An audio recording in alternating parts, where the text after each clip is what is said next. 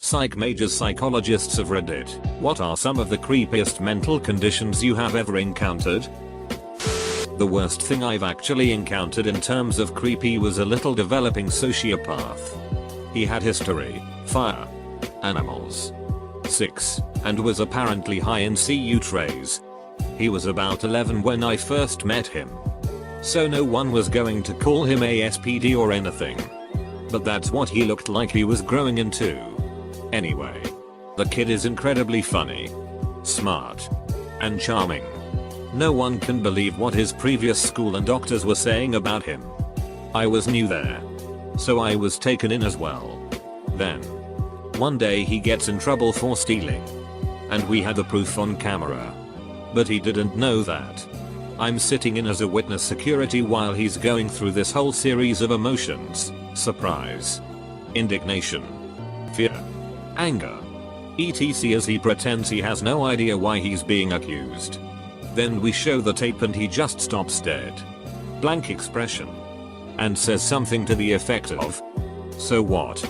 You were just wasting my ducking time?" It was another voice. A completely different personality coming out of this kid, like you flipped a switch. I've seen some shit, but that moment was creepy as hell. Edit, tons of questions and replies here. I'm trying my best to respond. Anyone else with experience, please feel free to jump in and add your 2 cents. It looks like there are a lot of genuinely interested people in here, which is awesome. And I hate to leave people hanging. I'm not a psychologist, but I was in a mental institution for attempt suicide. Lots of bad things had happened to lead me to that choice. Please don't judge. But, as I was saying, there was this girl there, named Anna. And she would comb her hair in the morning and talk to herself. Sometimes she would start to violently scream at herself. One time she grabbed her hair as if it wasn't her pulling it, and forcefully bashed her head repeatedly into the mirror screaming, "Love Annie! Love Annie!" And at night she would start to play with herself and scream her father's name. I have never been so scared in my life. This girl Anna was only 15. Her father would rape and abuse her. The mother was beaten also. I never want to relive that ever again. I was in a psych ward for depression, and my roommate was terrifying. She was schizophrenic, depressed, and also probably just weird. She punched herself in the face constantly, while whispering to the voices in her head. She also used to sit in the multi-purpose room, TV, games, fridge, etc. on the floor and masturbate. Like, a lot. But she never stopped whispering to herself while she did it. I woke up to pee one night, and she was just in her bed, staring blankly at me. She was moved to a long-term facility on my 3rd day there. Not a professional, but a friend of mine is suffering the Capgras Delusion. We moved apart several years ago and hadn't been in touch very well. I knew she had gone through some stressful times. I had a couple of phone calls with her where she was worried that her computer had been hacked, but she seemed reasonable. Then one day she called me and told me that her husband had been replaced with an imposter. She wanted me to fly to visit her so I could see him with my own eyes and confirm for her that it wasn't really him. Talking to her is simultaneously fascinating, unnerving, and heartbreaking. The worst part is, while she is clearly not correct in her beliefs, she is quite consistent in them and they are utterly real in her mind. Imagine how fucking terrified you would be all the time if you were certain that the most important person in your life was a stranger with mysterious nefarious motivations. Imagine going to bed every night next to someone you thought was out to get you. Imagine spending all day desperately trying to find your husband because he must be out there somewhere. Right? Capgras Delusion. The Capgras Delusion is usually a symptom of paranoid schizophrenia, which seems all kinds of horrifying. Basically, a person with this delusion becomes convinced that a loved one, close friend, has been replaced by an identical imposter. They'll acknowledge that the person looks the same, but they are convinced that it is someone else, a robot, some other strange explanation. I seem remember learning about a case where a person ended up killing and cutting open their father's head to prove he was a robot. Paranoid schizophrenia in general seems like it would definitely be the most disturbing disorder to personally experience. Most people take for granted that what they see experience is real. But imagine not being able to trust anything you experience or think. Scariest thing I know of that's real, locked-in syndrome. You're completely awake but unable to move. People assume you're a comatose vegetable, when really you're just paralyzed. For decades. I've never heard of anything more psychologically incredible than a fugue state, when the mind can't deal with reality. So it just creates an entire new world for itself to live in. I am a paranoid schizophrenic. I don't believe there is anything scarier on the planet than an episode. Nothing is more terrifying than being betrayed by your own mind. The things you hear and see. It's awful.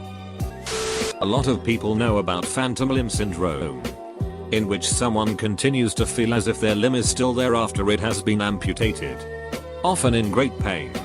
Another interesting one that not many people know about and is almost kind of an opposite is body integrity identity disorder, which is when a person has extremely strong feelings that one or more of their limbs does not belong to them, despite being functional. And often they really want to amputate. From their descriptions, it seems that it is actually very psychologically painful. Sometimes to the point that they will self-amputate because no doctor is willing to amputate a healthy limb. Reactive attachment disorder. I worked at a group home for kids with this disorder and it was creepy before I fully understood it. Children who have suffered severe abuse and neglect early in life often have their ability to form healthy attachments to caregivers, or anyone, destroyed. Some of them would cling to me, call me mommy, and beg to come home with me 30 seconds after I met them.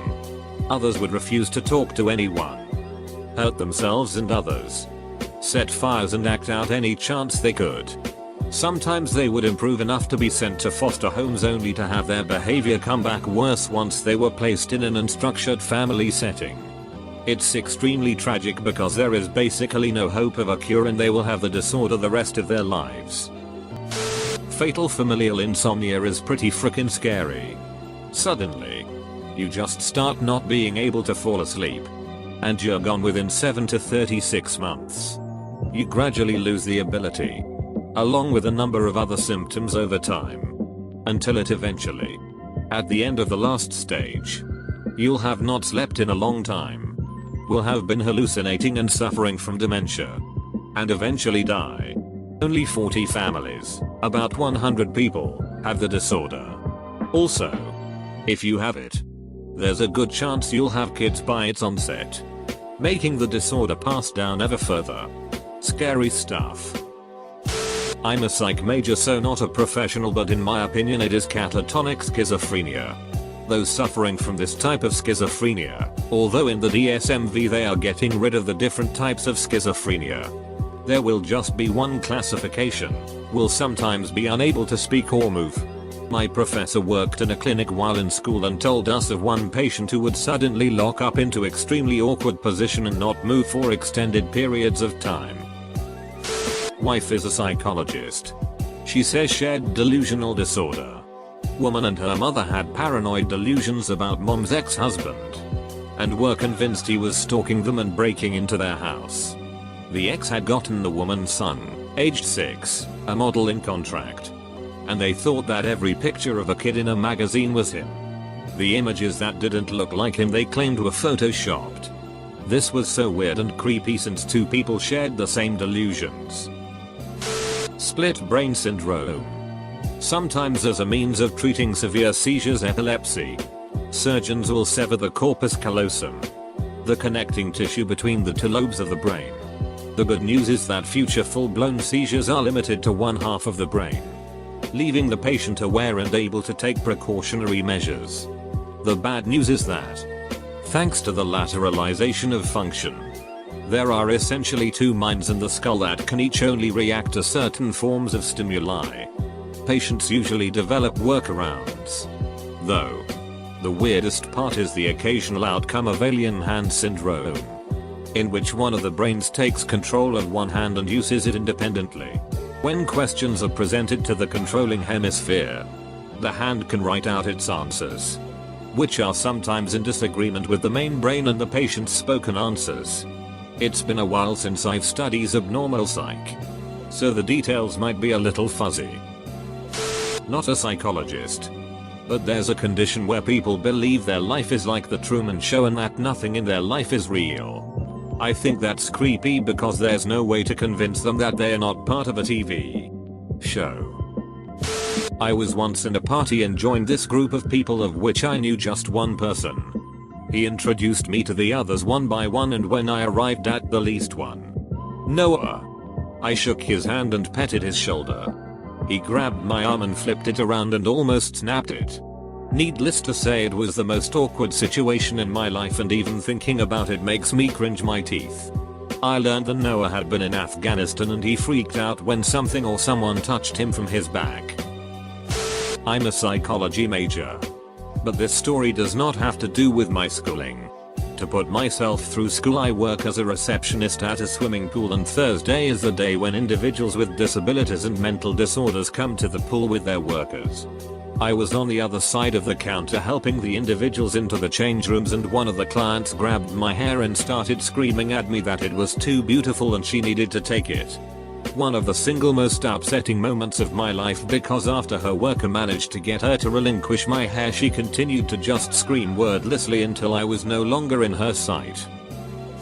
The selfish love obsession of a teen with severe borderline personality disorder.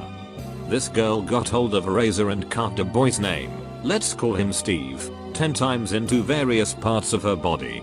Then she had sex with another boy so that she could get pregnant, have an abortion, tell her friends that the child was Steve's, and that Steve had pressured her to have the abortion.